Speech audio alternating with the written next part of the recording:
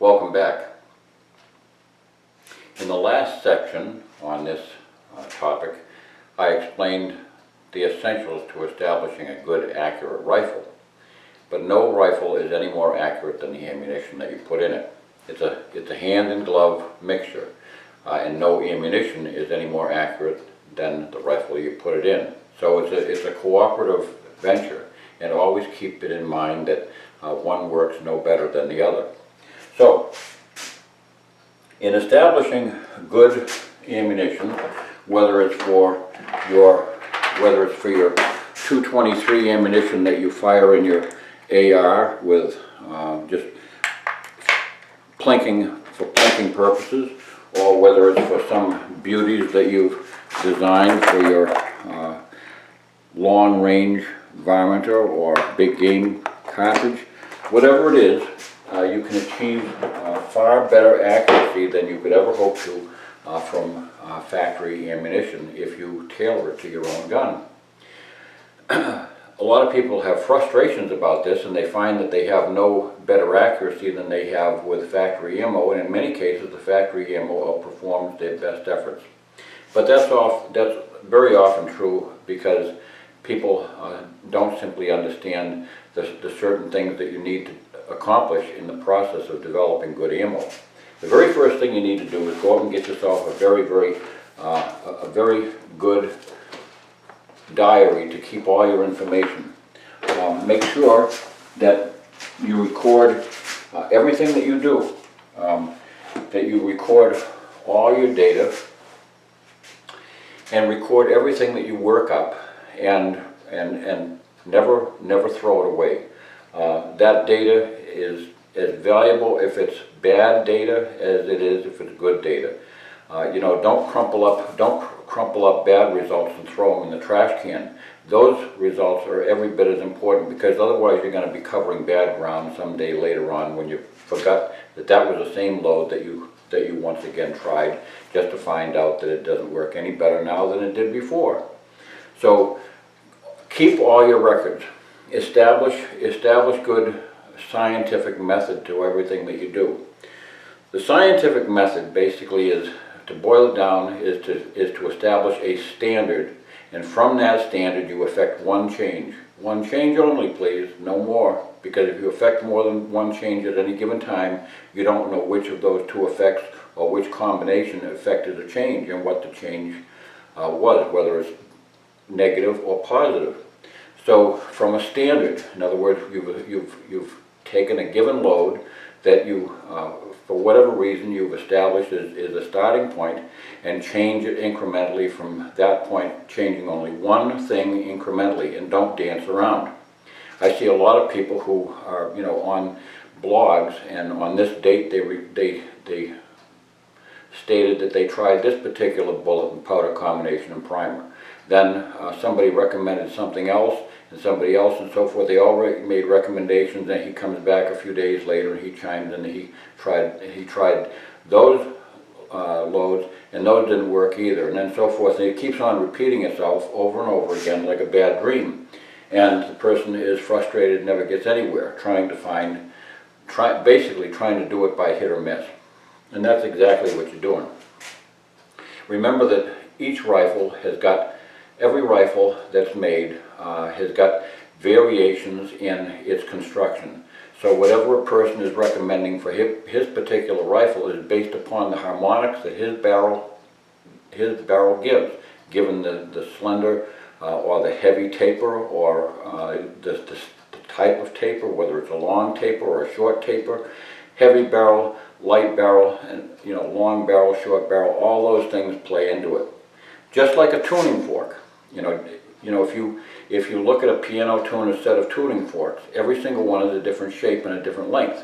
And because they're different shapes and different lengths, they provide different vibrations that are audible and allow him to tune a piano. Well, your rifle barrel is essentially like a tuning fork. When it's fired, it vibrates. And those vibrations and oscillations, and there's also secondary movements which have nodes and overtones, just like an oscilloscope wave. And those nodes and overtones have different oscillations based upon their vibration frequency. And those things can affect the placement of a bullet on target because of the way the bullet emits from the barrel. Where the overtones, the high spots and the low spots are called overtones. In the middle of it, the imaginary line down the middle is called the node. It's when the node is satisfied is when your ammunition is shooting the most accurately. That's when the bullet emits from the barrel with the least amount of vibration. In other words, you don't have the high or the low peak that's throwing the bullet skyward or left or right or whatever. So these are all matters of physics. You don't have to be well versed in it. Simply know that whatever a Seiko medium weight barrel is doing is not necessarily going to be what a Winchester medium weight barrel is doing, or a Remington medium weight barrel, or a Ruger medium weight barrel is doing, or a Tikka medium weight barrel. They all have their differences in construction, and the term medium means nothing, while the term light means nothing. It's simply what their designation is appropriate to their particular machining and their blueprinting. So don't concern yourself about finding a load that is satisfactory to anybody else out there, because it's probably not going to work in your rifle. It may possibly be a good place. It may possibly be a similar load than the one that you'll find. But in general, working up a load follows the scientific method. Working up a load is as simple as this. You start out with a loading block. I recommend you don't need to go 5 rounds per load, because you're using up brass that you can use to work up your progressive loads. Three loads per test sequence is probably not enough, because you could let off one shot, you know that you let it off badly, bad trigger release or something like that, and there's no way you can recapture that to get a good 3-shot group. So I always prefer to have at least 4 and perhaps 5 shots per series. And again, if you're shooting 5 shots per series, you're also fouling your bore a little bit more quickly. So 4, I've always found 4 is a pretty good place to start. And when you're working up a sequence, you always start with 10% below the stated maximum in the published data. Okay, so if you have published data, and I'll talk about how you arrive at published data and where you get it, but if you have published data from whether it's a hand loader's manual or from the published data that is provided by Hodgdon or Vitavori or any of the powder manufacturers, Accurate or whoever it is, their published data start from their maximum load, go back 10%.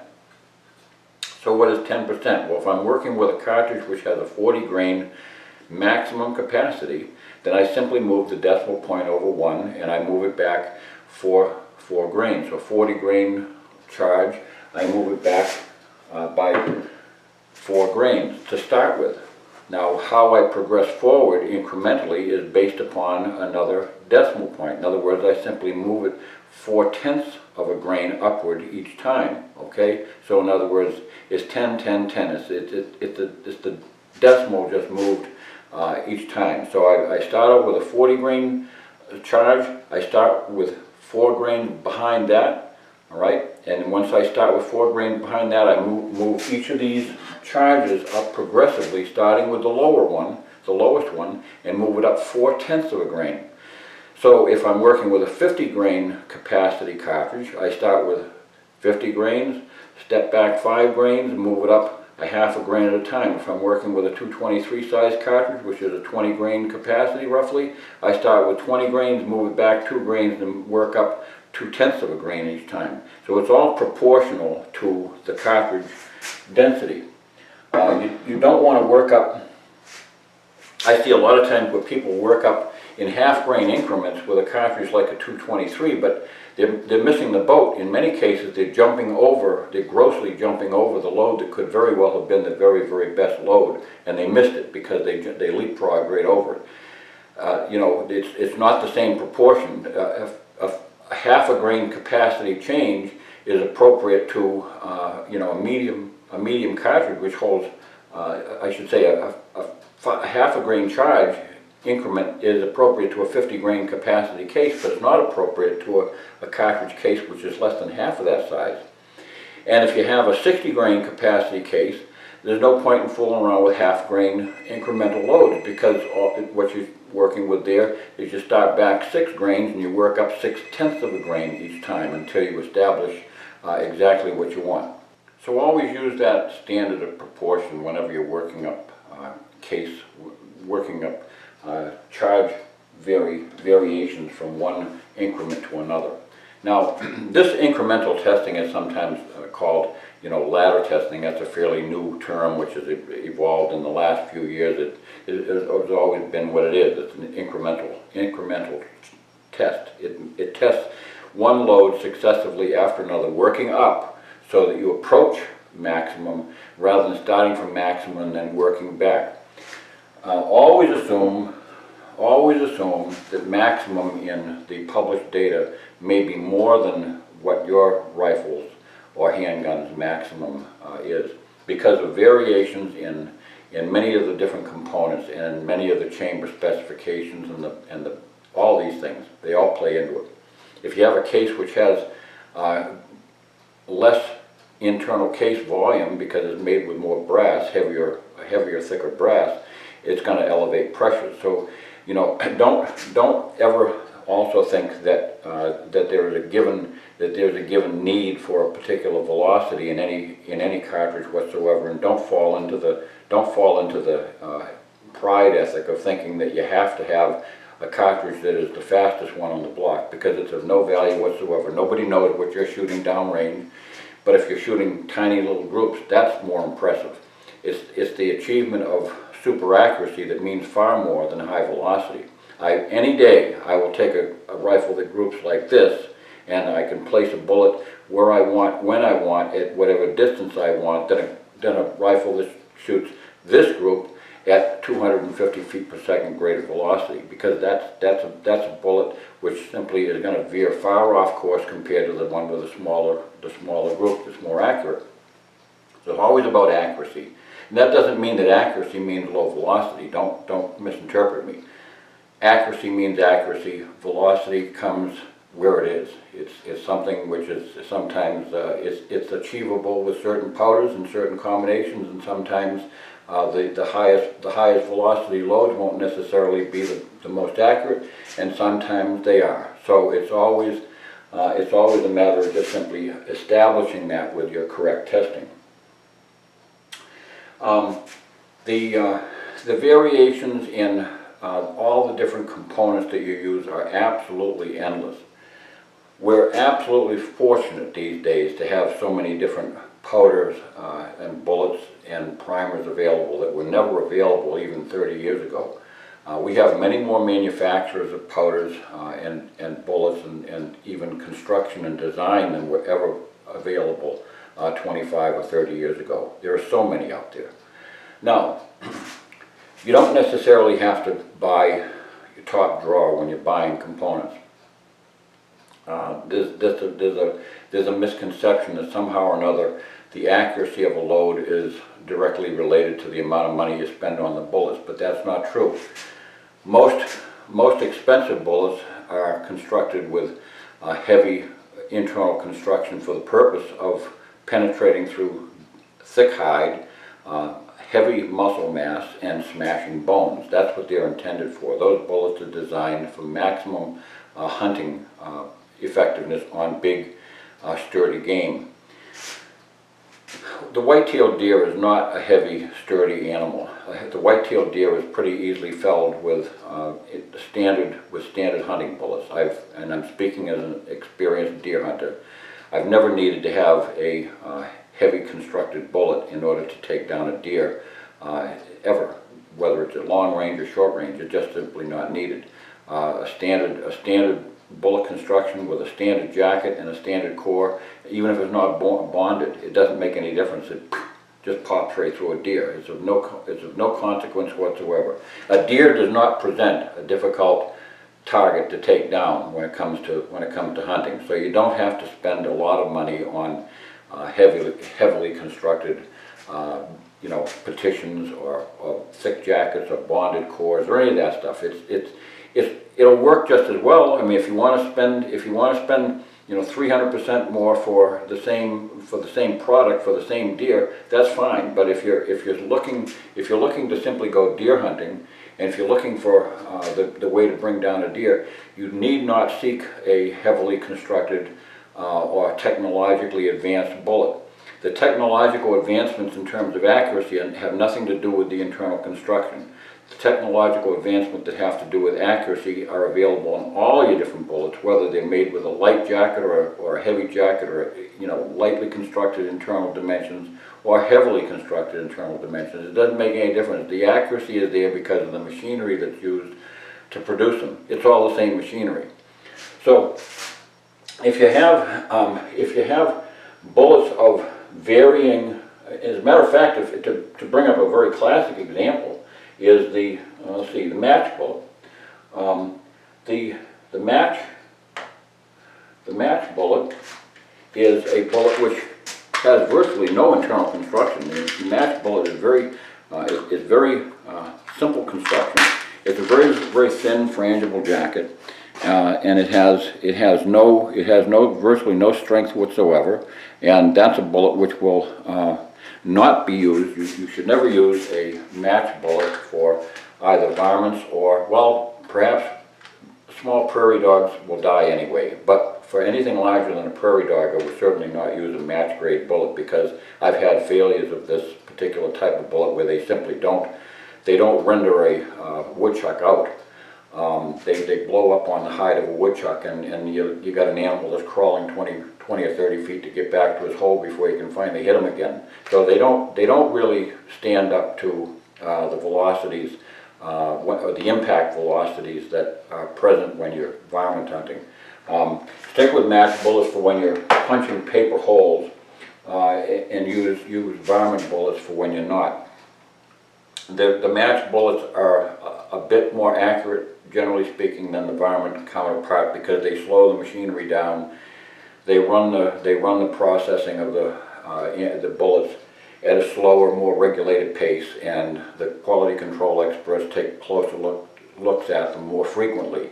But aside from that, they're made on the same machinery with the same technology, but just a little bit different construction with heavier jackets. As an example, here is I'll just give you an example of what the difference is between 50. Here's a match grade bullet, 22 caliber match grade bullet, and here is a varminting bullet. And if you look inside the case, inside the construction of the bullet, you see readily that one has got a very small pinhole, which is not apt to open up readily on a varmint, and this has got a large hole, but it has a much heavier jacket which will stay together and effectively expand, and will blow up. It certainly will blow up on the target at the appropriate velocity, but it is designed for impact velocities. It's not designed for just punching paper. So they're made with a different construction. Bullets are sometimes misinterpreted in terms of what's appropriate for certain usage. Everybody is flocking these days to buy boat tail bullets, and the manufacturers can't make enough of them because people think that accuracy means boat tail. They're not the same thing. Accuracy is accuracy, boat tail is boat tail. There's two separate issues altogether. They have nothing to do with one another. The reason a boat tail bullet exists is because a boat tail reduces the drag coefficient of the bullet. It reduces the drag on the back of the bullet, the same as a spoiler on the back of a Mustang GT, reduces the drag coefficient. It's simply there to reduce the sucking noise that's behind the bullet that slows it down. And in so doing, it provides a little bit greater range, a little bit greater aerodynamics, so it gets farther downrange before it crashes down through the sound barrier, which is around 1,150 feet per second. That crashing down through the sound barrier, the wake that's created by the bullet is like the wake that's created behind the transom of a boat. When the bullet suddenly slows down below the speed of sound, then that wake crashes, the sound wave is going now faster than the bullet and catches up with the bullet and smacks it in the back. And that causes a rumbling of the bullet downrange from that point on. Flat-based bullets will rumble more. They'll rumble more and tumble off target quicker than a more aerodynamically shaped boat-tail bullet, which will flutter a little bit less and come cruising in. But that's certainly only appropriately suitable for a person who's shooting at those extended ranges where that matters, because most shooters are never going to be shooting at terminal distances where that's ever going to become a case, where you're going to be shooting at targets which are in excess of the distance where the bullet falls below the speed of sound. So that's the first consideration. Bullets that are flat base tend to be, and bench race shooters corroborate this simply because of what they buy. You know, Berger bullets and Sierra bullets, when they make, most of the bench rest shooters use the flat base bullets. Very few bench rest shooters use boat tail bullets. I can tell you that from experience, because simply the flat base is a bullet which is more easily given accuracy. The flat square base of a bullet yields a flat line gas emission as that bullet comes out of the barrel. In other words, it's perpendicular, more or less perpendicular to the bore. In fact, you can even see pictures, I've seen them online, of the bullet emitting from a barrel, a flat-based bullet emitting from a barrel, and you can see the gases are emitting in a straight line, top and bottom, and left and right from that bullet. That's because the flat base basically emits all the gases in the same straight line. Boat tail bullets, on the other hand, because the boat tail emits from an angular circumference, then they emit in a pattern which is more projected this way. And because they do that, they tend to sometimes wedge a bullet one way or the other, depending on if there's a microscopic flaw in the crown. Now, there shouldn't be a microscopic flaw in the crown, but sorry, there is always going to be a microscopic flaw in the crown. Machinery is not that polished that it can reduce it to zero.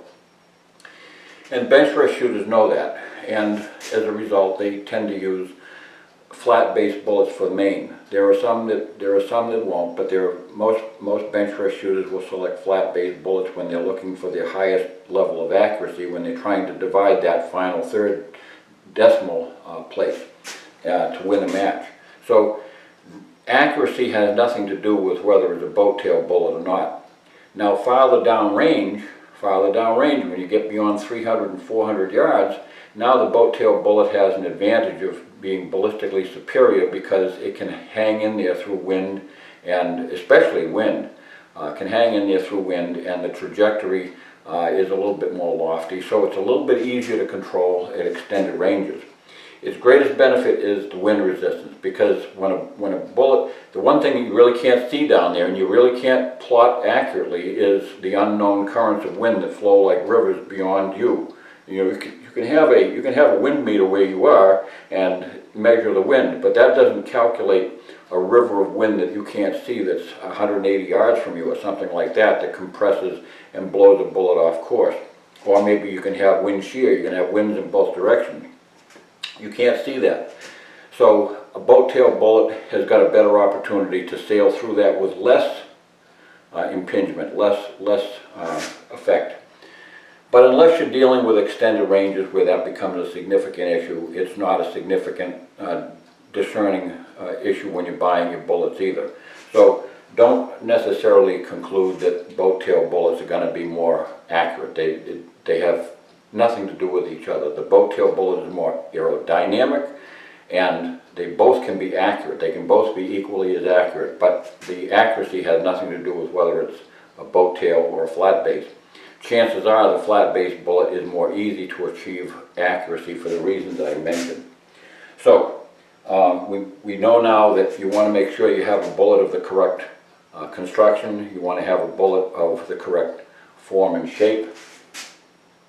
Be mindful of bullet form. That can be a deceptive issue, and it sometimes it's an elusive thing that gets people confused as to why a barrel performs tremendously different with the similar bullet weights. Both of these bullets are exactly the same weight. They both weigh exactly 55 grains, but as you can see, the one with the polymer tip, the nozzle bullet with the polymer tip, is a very, very long shaped bullet, simply owing to the fact that the, see if I can find my brooch. This is, by the way, the tool that you use to broach holes in a Smith & Wesson handgun when you're building it, and when you're making certain repairs and putting new parts in. But this bullet right here has got a polymer tip. That polymer tip has got a shank that's inserted into a hollow point bullet. That's essentially all it is. It's a hollow point bullet which has got a polymer tip fitted to it. So because of that, because of the fact that a hollow point has no core in it, it has to grow someplace in order to get that additional weight. So it grows with regard to its exterior dimension. It can't grow on the interior, so it has to grow on the exterior. So as a result, for the same weight bullet as this Sierra Spitzer and essentially the same shaped flat base bullet, you've now got a longer bullet form. So what does all that mean? Well, it means simply that they may not react the same in a given rifle. Bullet length is related to the rifling twist of your gun. When a manufacturer selects the rifling twist of a gun, he's selecting it on the basis of the bullets that will most likely be fired in that gun. And that's based on basically the center of the herd principle. In other words, he knows that you could have a very, very lightweight bullet or you could have a very heavy bullet, but the bullet that he constructs it for, the barrel that he constructs with the twist that he's giving it, is based on the one that's in the middle of the herd, so it can go this way or that way and still be on target. So say for instance a 22-250 barrel that's got a 1 in 14 twist. It's classically a barrel that will handle bullet weights from, it was constructed for a 55 grain bullet, but it will use bullet weights as low as a 40 grain bullet with great aplomb, and it will use a bullet as heavy and as long as a 63 grain semi-pointed bullet with great aplomb, and everything else in between. And occasionally you'll have a barrel that can even handle 35 grain bullet. But it's that central parameter that the barrel manufacturer has twisted his rifling for. So when you get outside those parameters, when a barrel maker desires to make a quick twist rifling to accommodate heavy bullets, he's moving off center now. You're no longer, now the 55 grain bullet becomes the lightest bullet in the herd, and the central bullet might be the 70 grain bullet. So that's how that works. So in other words, everything is worked off of center. Don't buy a quick twist rifle if you expect to be shooting lightweight bullets. That's not conducive to accuracy. If you're intending to use heavy, long bullets, get yourself a quick twist barrel, but don't just go buy a quick twist rifle barrel because everybody says that's the way to do it. It's twist that's very quick using a thin jacketed varmint bullet, for instance, and we're talking maybe about varmint bullets, but we could be talking about anything. Especially with varmint bullets which have thin jackets, and especially with target bullets that have extremely thin jackets. Quick twist can rip the jacket right off a bullet if it's spun at high revolutions too fast. In other words, if you have a 22-250 that's driving a bullet at 4,500 feet per second, it's a 35 grain bullet or something, you're driving it at 4,500 feet per second, you don't expect all those jackets to stay put, because some of them won't. Sometimes you'll shred a jacket in mid-flight and your buddy might see a blue streak coming out of your barrel that used to be the bullet. And I remember one day my dad, God bless him, he took his 22-250 to the range with me, and he was shooting a beautiful gun that was made by Jay Dewey. Jay Dewey's father, the guy who makes the cleaning rods, it was his dad that made this gun. And believe it or not, it was Ed Sheelan who was his apprentice at the time. Ed Sheelan apprenticed under Dewey, under the old man, and he made this barrel back in the 60s. And it was a Remington. It was a beautiful Remington Action, heavy walnut stock and everything else. But my dad had made a bunch of super fast loads for it, and he was using the Sierra Blitz bullets, or might have been one of the other brands, but he was using basically a thin jacketed bullet designed for upsetting quickly on small varmints, but it was designed for speed basically of less than 3,600 feet per second. So he was shooting, and he was using a cardboard box, and he had his paper target affixed to it, and the beautiful accuracy. He had a tiny little group. All the shots went through the same hole, and on the other side of the cardboard box, there were no holes. It was just nothing but it was like a blue smear on the inside of the box where all the lead had deposited. Basically went through the front of the box and vaporized, and ended up on the other side of the box 18 inches farther and didn't end up going through. So that's how frangible that is. And there were a few loads that didn't make it to the target at all. That didn't even make it to the box 100 yards away.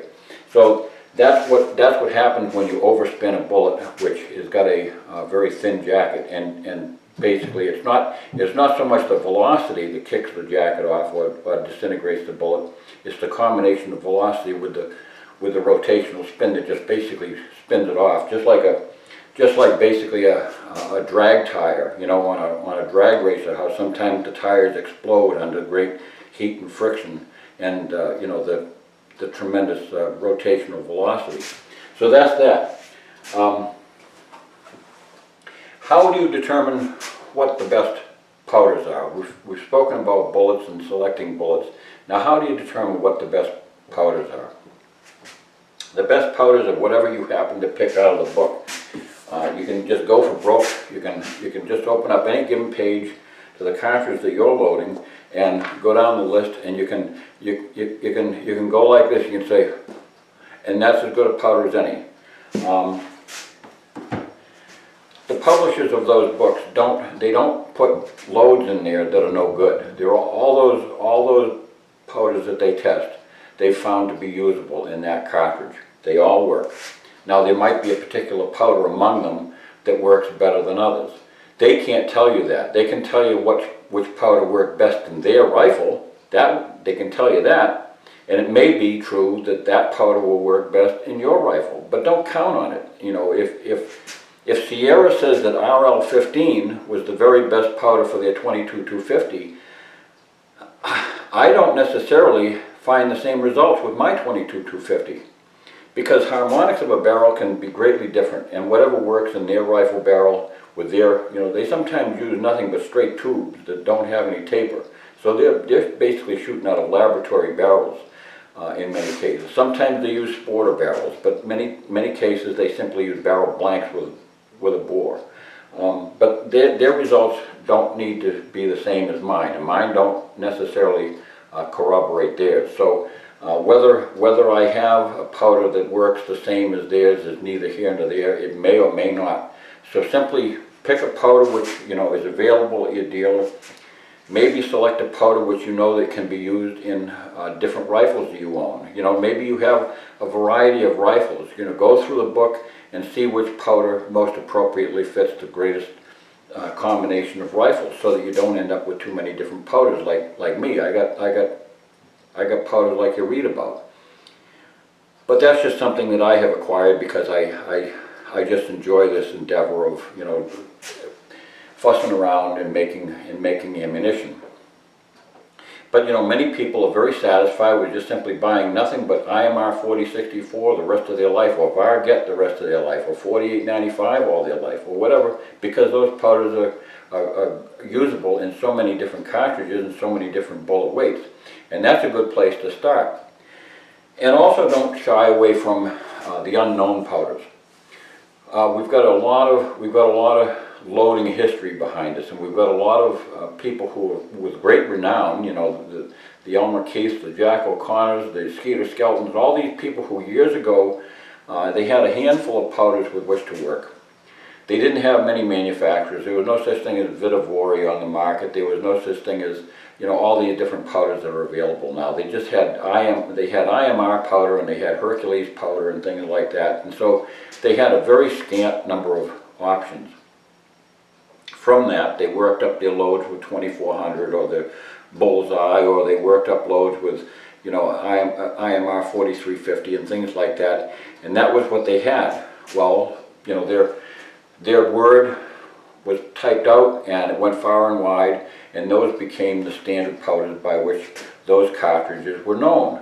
All those cartridges, whether it was a Jack O'Connor's favorite load for his 270 using IMR 4831, or whether it was Skeeter Skelton's favorite load with Unique, or whatever it was for his 45 Colt, all these different things, those loads became greatly known and of wide report. Everybody knew that these were loads that could work. Well, I'm here to tell you right now that there are an awful lot of powders that mimic the performance of those powders, and there are a lot of powders that work even better now because they didn't have all the different burning rates that they have now. They simply didn't have that availability from which to pick. So, notwithstanding their ability at the loading bench and their great skill in developing loads, they didn't have much to work with. Actually, it was an easier game for them because, you know, if you only had a couple of powders to stick in a 270, that's all you had. If you had only 4350 and IMR 4831, that's all you had. Now you don't. Now it's not as easy for the average guy because he can say, gee, I got about 10 different powders from which to pick. So, you know, that's a whole nother game. But it's also a better game because you have so many more options. In picking a powder, you can look at the classic favorites. So if I got a 257 Roberts, everybody writes in the manuals that, you know, IMR 4350 is the best powder, you know, for the 257 Roberts. Could be, but I've got loads that work every bit as well, if not better than IMR 4350. Sometimes that means that it's the powder which is, you know, is most broadly adaptable from different bullet weights up the range of bullet weights, and maybe it doesn't even mean that. But you know, in the course of selecting powders, what I do is I look at the relative burning rate. You know, there's a chart that you can get. You can download charts and PDF files. You know, Richard Lee has produced a chart which has got every powder that's currently being manufactured by every manufacturer. He's not brand specific. So if you look up the Hodgdon powder chart, they may not necessarily put in Vitavori powders and other powders which they compete with. So, but Lee's chart is not brand specific. He has no favorites. He simply lists them all top to bottom, from the very fastest, quickest burning to the very slowest powders, right down to 50 BMG powders. And when he does that, he lists them in exact order, you know, in a known order of their burning rate, a relative burning rate.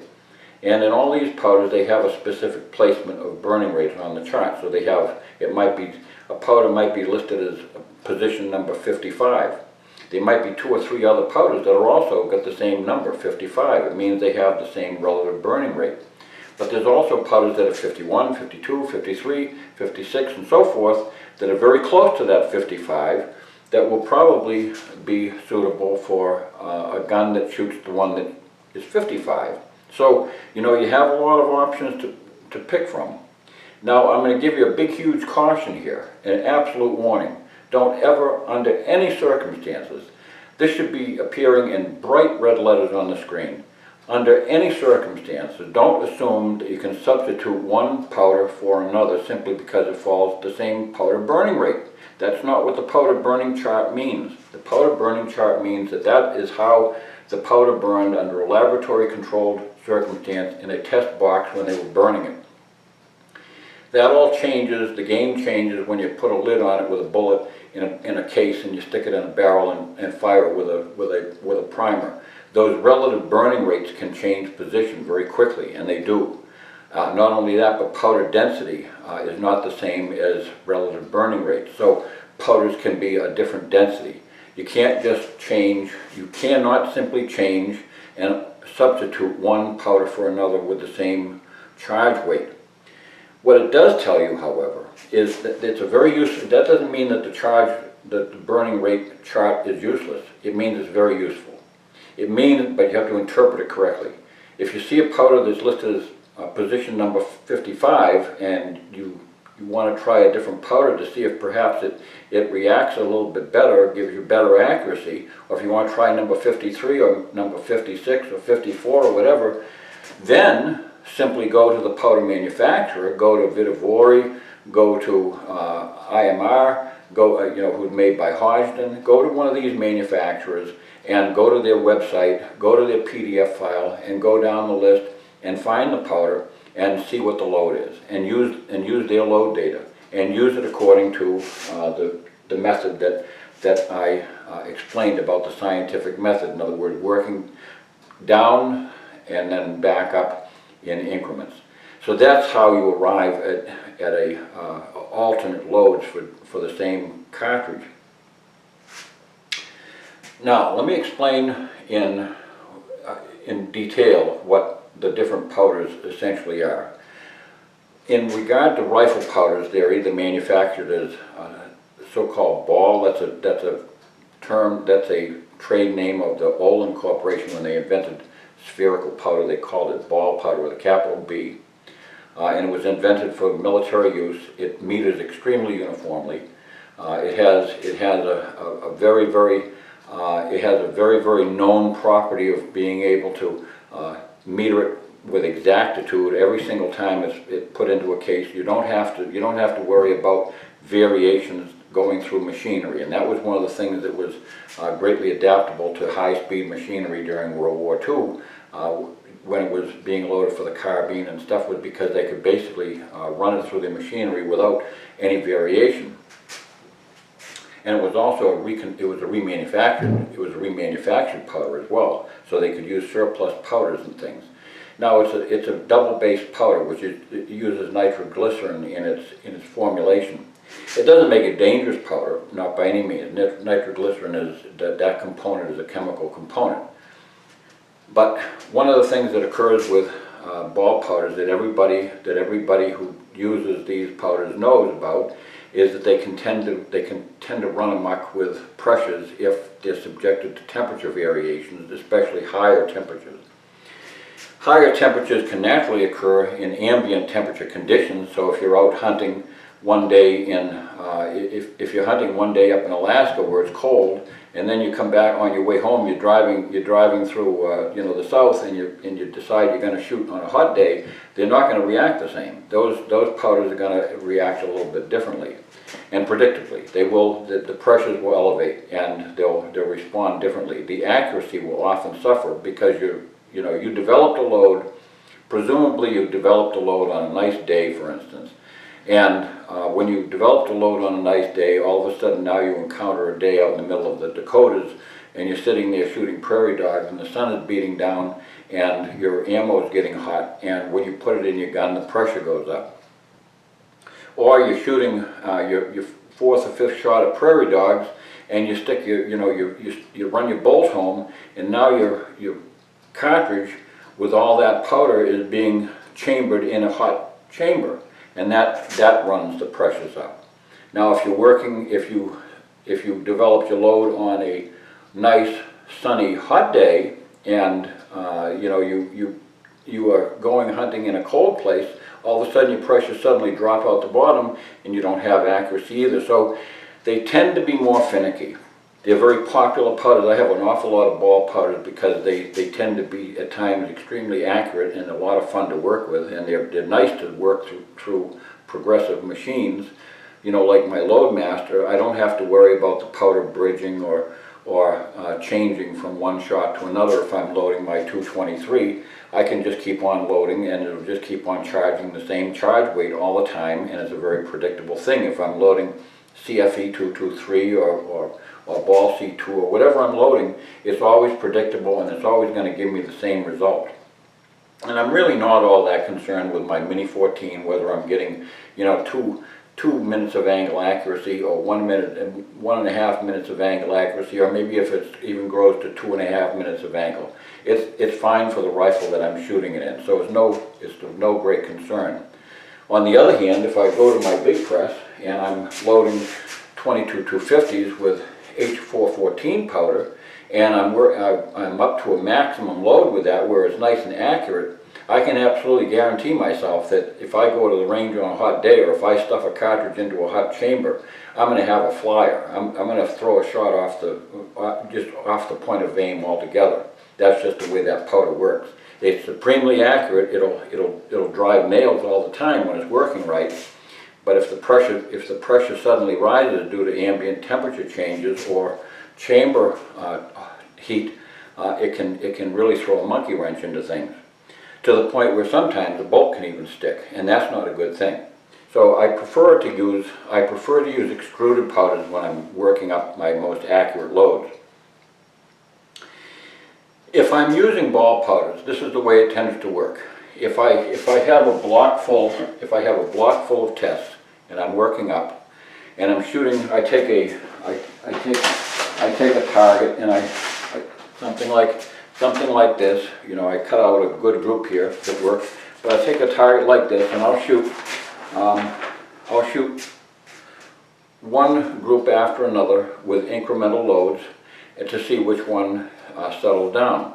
With ball powders, typically, this is the way it typically works, is that the groups will be rather ugly, ugly, ugly, beautiful, ugly, ugly.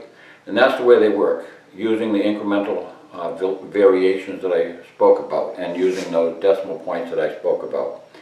That's just the nature of the beast. They meter perfectly, so I can always, once I find that beautiful load, it's easy to set up my powder dispenser and to dispense that same load 1,000 times in a row, and it'll never change. It won't even change a tenth of a grain because those powders are so predictably easy to measure and meter. The problem being is that because they have that tendency to produce that one, you can call it basically, it's an irregular load. All the others tend to be big groups, and then that final one zaps right in there because it's a specific load that powder happens to perform with. It means that it's extremely fussy. It means that on those days where a pressure excursion takes place, and you know, that's the term that's used in the shooting laboratories. When they say a powder has taken a pressure excursion, it's like packing the family in the car and you go on an excursion. You have no clue where you're going, and that's what they mean, because the pressure has no clue where it's going. It doesn't go predictably up. It goes, it just launches itself through the stratosphere, and the pressure can go to places where it's an excursion. So these are the facts that happen to be a matter of fact with ball powders. They're great stuff to have on hand, and they're great for what they're intended to do. But if you're looking for supreme accuracy, extruded powders tend to be the powder of choice by a lot of bench press shooters and accuracy shooters because they're not temperature sensitive, especially some of the new, none of them ever were. The IMR powders were always pretty predictable, but now Hodgdon has released in their series of extruded powders the temperature insensitive additive that basically makes them kind of numb to temperatures altogether. So they shoot beautifully, whether it's 1 degree below zero or 1 degree above 100. It doesn't make any difference. They just work with predictable uniformity. But there's another thing that I have noticed in my testing through the years. Remember I said that the ball powders gave you ugly, ugly, ugly, beautiful, ugly, ugly. Well, extruded powders tend to be really nice, pretty nice, very nice, and then really nice and so forth. The graduations, they almost breathe on the paper. They don't really give you wild fluctuations and wide variations. And another thing that's true with them is that here is a ball powder, and as you can see, not only did the groups get ugly at times, Here's one that wandered all around the page. Here's another one that was all over the page. Here's another one that's not too bad. These, by the way, was just citers. These are not. This is not a test group. And this one here was a tiny, tiny little group. But the problem is that they also moved around on the paper. If you notice, this one here was pretty much center of the target. This one wandered off to the side. This one wandered up into the top corner, and this one was way up. If you notice, it's up here. It's up in this corner. So not only do they tend to produce strangely erratic groups that move around all over the place, but they also tend to move their point of impact. And I have not found that to be typically true of most extruded powders.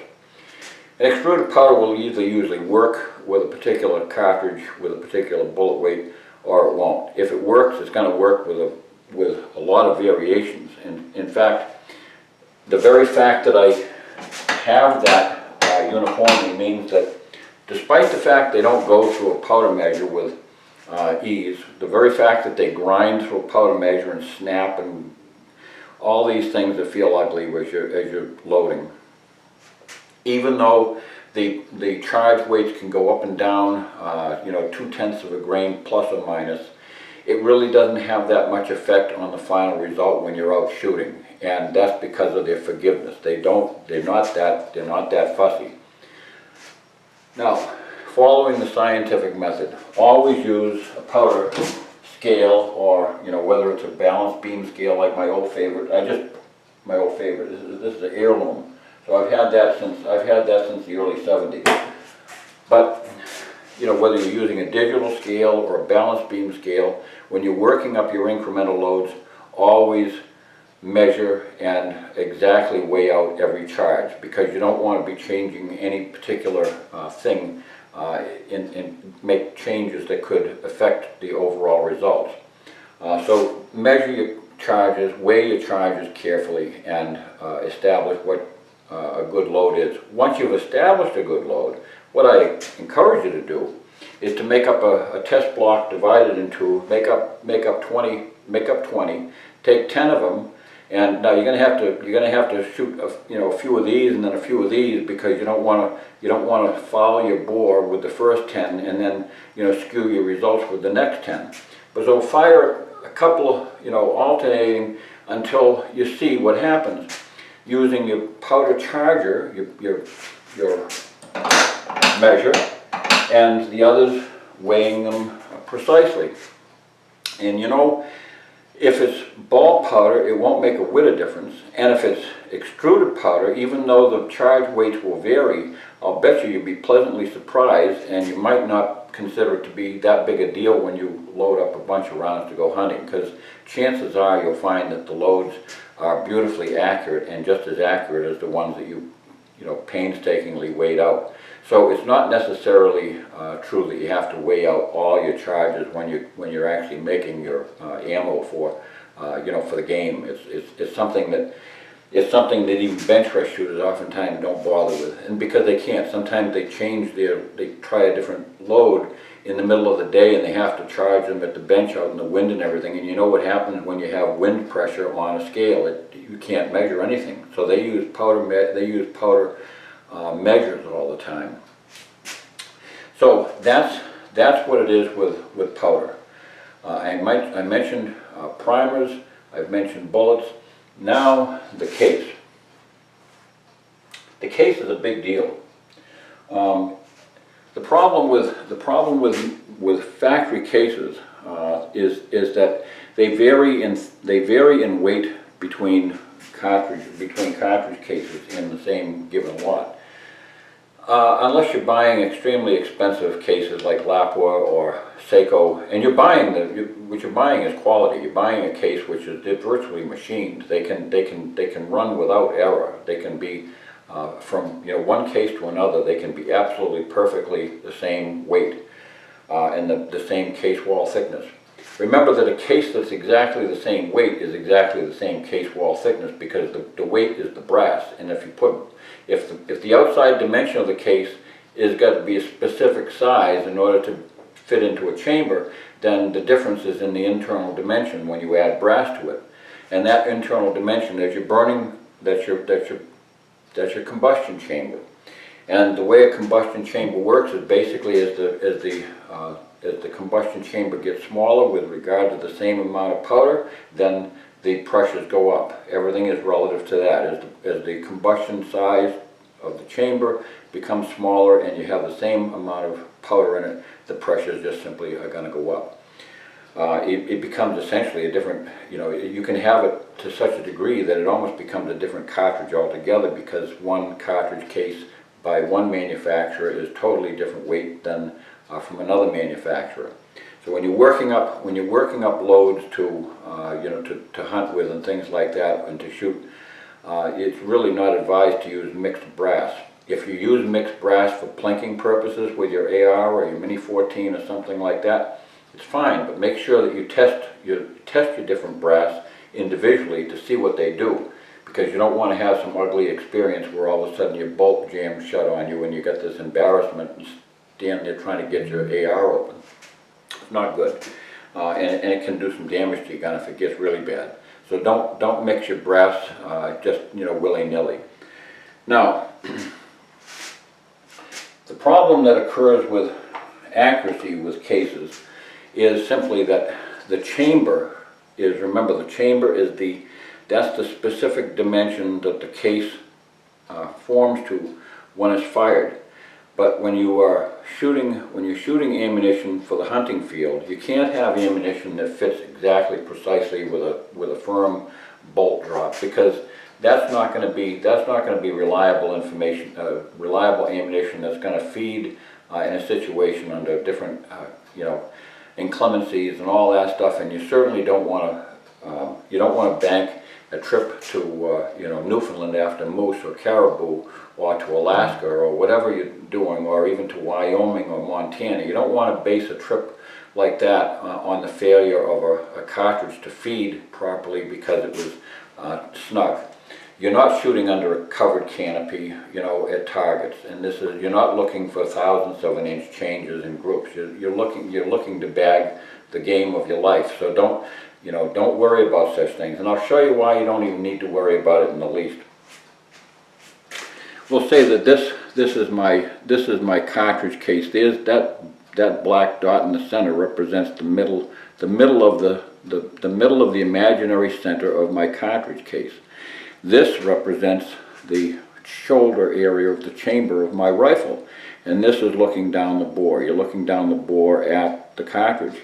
The cartridge sitting in the chamber is sitting there loosely. Now when it's loose, if it's in a Remington 700 chamber, it's not going to lay in the bottom. It's going to be cocked to one side because the plunger is pushing that case to the side. So it's sitting there kind of at a kitty corner at an angle. If you're in other chambers, it's just laying there gravity-wise, and if you tip the gun, it'll roll to the side. It's a very small difference between the fit of the cartridge and the chamber, but there is a difference, and the cartridge sits below the center line, or it's kicked to one side from the center line. Either way, it's not looking down the bullet is not looking down the center of the bore. When you fire, here's your cartridge laying. I'm exaggerating this now. Here's your cartridge laying at the bottom of the chamber, and the center of the bullet is way off kilter. It's not looking down the center of the bore. Or you got a Remington and it's way off to the side because it's sitting kitty corner. Well, whatever it is, at the instant of firing, the firing pin comes forward and pushes the whole cartridge case forward. See what happens? Pushes it forward, and it snaps to it. It snaps right to attention, and it gets right down the middle of the bore. So the imaginary center of the case immediately centers itself to that conical shape. It's just the same as if you have a stack of Dixie cups. It doesn't make any difference. I mean, the Dixie cups they're not machined steel or brass or anything else. But those Dixie cups have all got they've all got a truncated conical shape, and when you stack them together, the centers all assume the same position. in line. And that's the way it is. You could drive a pin right down through them all. They're all going to come out in the same exact position because of that truncated conical positioning. And that's what happens with ammunition. So what do you say is the part that follows it up? Well, it's the part that follows it up is the fact that most brass has variations in case wall thickness at the neck. Variations in case wall thickness in the neck means that the bullet is placed off center. It can't be the bullet will assume whatever position the thickness of the brass dictates. So if the thickness of the brass is thicker on the right hand side or the upper side or the bottom side or whatever, it's going to move it to the center side. So it's going to reposition it and it's going to move it off kilter. It's not going to be looking down the bore. Ammunition must, for top accuracy, the thing that every accuracy shooter needs to understand is that the center line this is what you pay for in a bullet. Bullet manufacturers have for years now been working on their machinery to be sure that their bullets are manufactured so that the theoretical center of the bullet is the same as the physical center of the bullet, so that there's no variation. So if you're making a hollow point bullet, that the lead isn't off a little heavier on one side than on the other side inside the copper jacket. They've taken all those things into consideration, and they've worked on establishing extremely good, physically good bullets. But they have no control whatsoever over the placement of that bullet in the chamber with respect to the thickness of the brass. If the brass is thicker on one side, it's going to shove it, it's going to displace the bullet into the other direction. And so the axis of the center line of the bullet that the manufacturer, Hornady or Sierra or Nosler, whoever it is, that exactness that they achieved with their machinery is now upset by the fact that your bullet is now looking down the wrong place of the barrel. You can fix that very easily. Target shooters fix it all the time with a simple process called outside neck turning. Basically taking neck material off the outside of the case, using the hole in the middle as a pilot. Using a pilot, this is I'll show you a close-up of this in a little while. But whether you're using a hand-operated neck turning device where the case is chucked into a holding fixture in one hand and then turned in the other, there's a pilot in the case that fits the case exactly, and there's a cutter on the outside that never changes position with regard to in relationship to the pilot, and it trims off any excess brass on the high side. That achieves perfect concentricity. So now, after you've neck turned your cases and you fire, sometimes it takes that first firing to get everything positioned perfectly the first time, but even still, it doesn't make any difference. Once you fire that case, the neck assumes its position in the center of the bore, fills the chamber properly, puts the bullet down the middle, and everything is good to go. So even though it might be the second time around that is perfection, even the first time it has greatly improved it. That's how you get the bullet axis to correspond with the barrel axis. Now we're not talking about a whole lot of stuff here. We're talking about thousandths of an inch.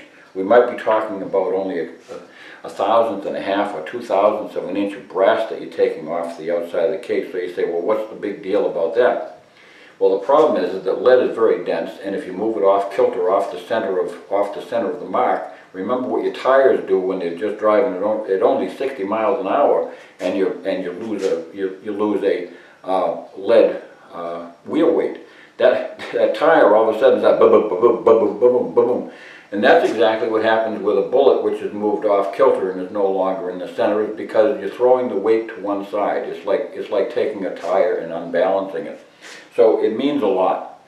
That thousandth of an inch is very easily moved over into the wrong side of the rifling too, and it can jam that side of the rifling, and it can distort the bullet's actual dimension, which also further impinges its ability to fly true down the barrel and through the air. So all that is very important. Now, I'll just give you a quick look at this little device here, and you can see how it works. Okay, it's quite simple. This is nothing but a little miniature lathe, hand-operated lathe, and like real lathes, and it is a real lathe, it uses a Brown and Sharp style collet, which has different steps inside. These different steps accept different size case heads. So this is a 257 Roberts with a 3006 size case head. It fits that one in one of the steps. And here's a 223, which uses a 222 Remington size case head, and that also fits in one of the steps. And all those steps are carefully engineered to fit many of the standard calibers that you'll find out there. And I have only had one caliber in my entire life that required another one of these collets, and that I think was this. If I remember right, it was when I had a 6.8 SPC Remington that had an unusual size case head. But that's tucked in, and that squeezes the case and holds it.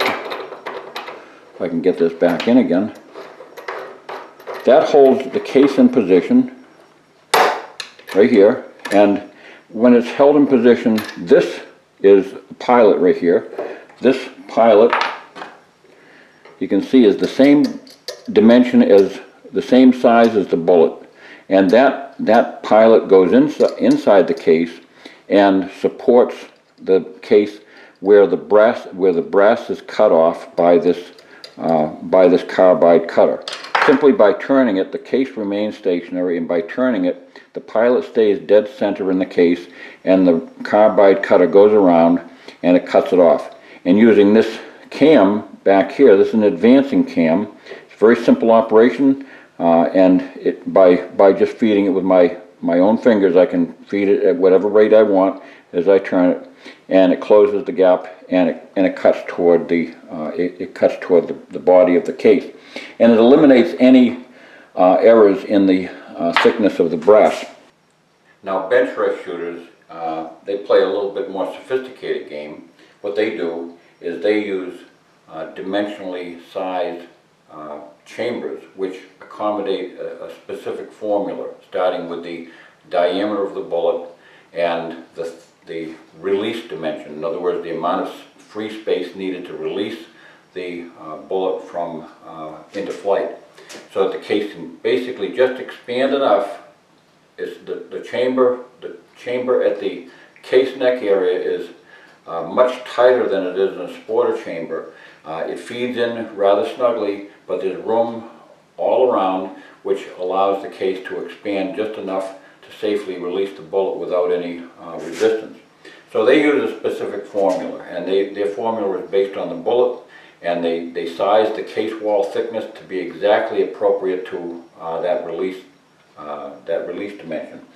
Sporter rifles don't do that. That's a process which they do, which gains them it can gain them that degree of accuracy which wins matches. But that's the sort of thing we're working again with the three decimal places, and we're not dealing with that with sporter rifles. And it's not something which you can logically do for a hunting rifle of any kind or for a field rifle, because now you have a target rifle which can become a little bit finicky under field conditions, and certainly it's a different aspect altogether. Now, if you want to build such a rifle to take with you, to go varmint hunting, a lot of people do. A lot of people get themselves a nice bench rest grade gun, and they make themselves very specifically formed ammunition just like that, with very tight chamber tolerances, and they go shoot woodchucks with it, and that's fine. But we're not talking about sporter rifles now. We're talking about a highly specialized type of rifle that gives a certain satisfactory result for a certain specific type of use, which has nothing to do with hunting big game or rifles that are used for defensive purposes or anything like that. So that's essentially that.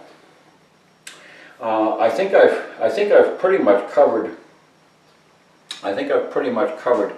most of the territory right now. I can't think of anything else. The primary thing is to keep very good notes. Don't worry about spending a lot of money on components in order to get good accuracy. That's one thing that you don't need to do. And even if you're using inexpensive brass, you can achieve good concentricity even with the least expensive brass.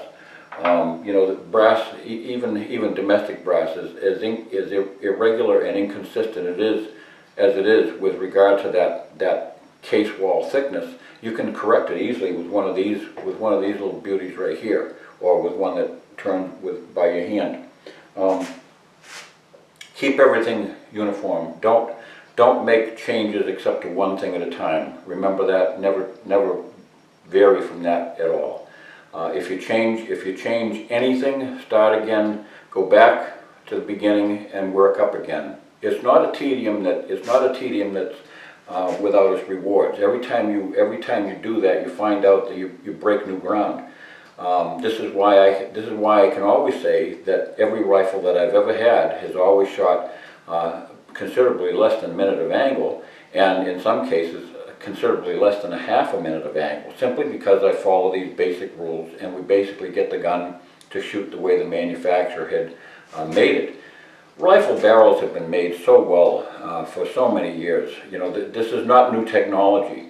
Certain new technology has evolved, which has made the construction of the barrels that much better and that much more beautiful. But you know, these guys were not fools back in the old days. That 1939 Model 99 Savage that I have, the 300 Savage, to shoot the half MOA, what's that all about? Now that's just simply there was a nicely made barrel, but that was the sort of thing that guys who had old Remingtons back in the 50s, and guys that had old pre-war Model 70s, they expected that kind of accuracy. They knew how to get good accuracy out of a gun, even though they didn't have quality components. They didn't have the bullets that we have now that were spit out by the machinery that's now turning out technologically perfect bullets. But they did very well, and the accuracy that they achieved with those barrels was nowhere near what the potential was for them. The only thing that held them back was the quality of the bullets, essentially, and the variety of powders that we have today. But you know, with all the new advancements, you can go shopping online and find yourself a beautiful pre-war Model 70, and I can guarantee you that you can get that thing to sing. So that's the name of the game. It's all about uniformity, consistency, and with cartridges, it's concentricity too. I bid you adieu. God bless.